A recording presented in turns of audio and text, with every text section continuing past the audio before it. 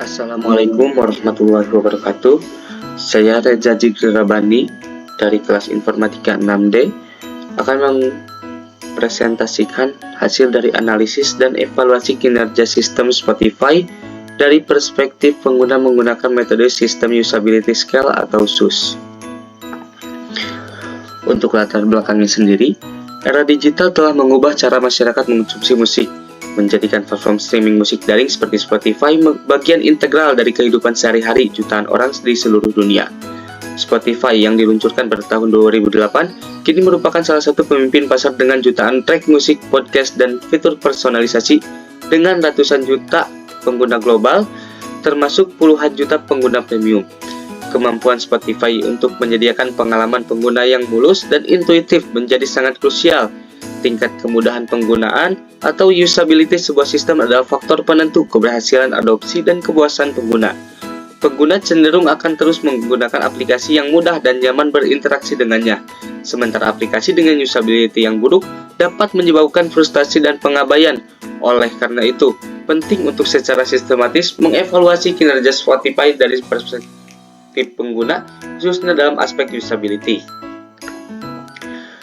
Tujuan dari penelitian ini sendiri untuk menganalisis dan mengevaluasi tingkat kemudahan penggunaan usability sistem Spotify dari perspektif pengguna di Indonesia menggunakan sistem Usability Scale atau SUS. Selain itu, penelitian ini juga bertujuan untuk mengidentifikasi kekuatan dan kelemahan usability Spotify berdasarkan persepsi pengguna.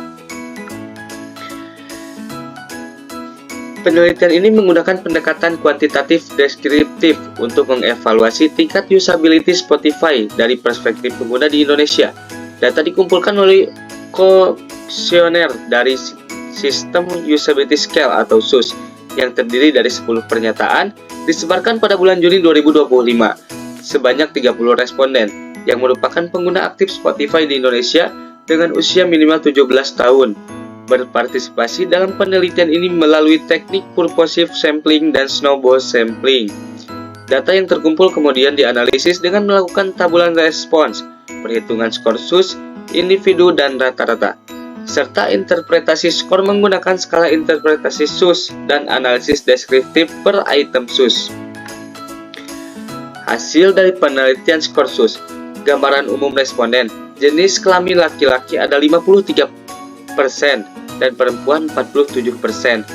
Rentang usia 17-24 tahun ada di angka 67%, 25-34 tahun ada di angka 27%, 34 tahun ke atas ada di angka 6%. Frekuensi penggunaan harian adalah 80%, jenis akun premium 73%, dan yang gratis 27%. Skor SUS rata-rata Spotify mencapai 78,5. Interpretasi skor SUS 70-84 termasuk good atau baik. 78,5 mengindikasikan tingkat usability good dan masuk kategori acceptable hingga excellent. Hasil penelitian analisis per item SUS. Kekuatan pengguna sangat puas, percaya diri, dan memiliki niat tinggi untuk sering menggunakan Spotify. Persepsi bahwa Spotify mudah tidak merepotkan. Lalu, area peningkatan sedikit indikasi inkonsistensi antar muka dan persepsi perlunya waktu untuk menguasai semua fitur. Jadi kesimpulannya, tingkat usability sistem Spotify adalah good atau baik dengan skor rata-rata SUS 78,5. Pengguna merasa Spotify mudah digunakan, efisien, dan memuaskan. Aspek learnability dan kepercayaan sangat baik. Saran untuk Spotify, tinjau mendalam potensi inkonsistensi antarmuka atau alur kerja, terutama pada fitur yang jarang digunakan atau setelah pembaruan. Lalu, sempurnakan panduan atau onboarding singkat untuk fitur canggih atau tersembunyi. Terus pertahankan desain yang intuitif dan responsif.